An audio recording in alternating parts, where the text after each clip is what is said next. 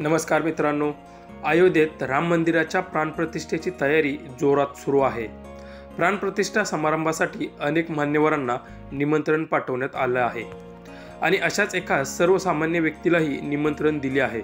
सविस्तर बातमी पुढे पाहण्याआधी आपला one hour production channel please subscribe करून घ्या। अयोध्या राम मंदिरासाठी देणगी देणारे ते पहिले देणगीदार आहेत।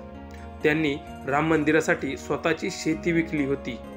त्यानंतर पुरेसे पैसे न जमा झाल्यामुळे नातेवाईकांकडून 15 लाख रुपये उसनवार घेतले आणि राम मंदिरासाठी 1 कोटींची देणगी दिली।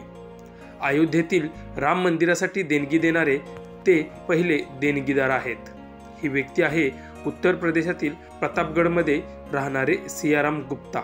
या राम भक्ताला राम मंदिर ट्रस्टकडून निमंत्रण दिले गेले आहे।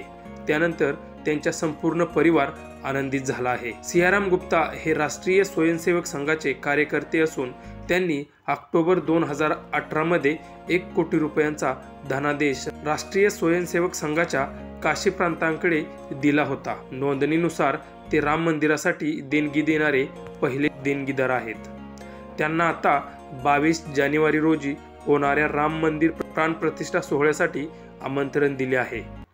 या संदर्भात त्यांना फोन आला आहे। सियाराम गुप्ता यांनी प्रतापगडमध्येही एक मंदिर बनवले आहे।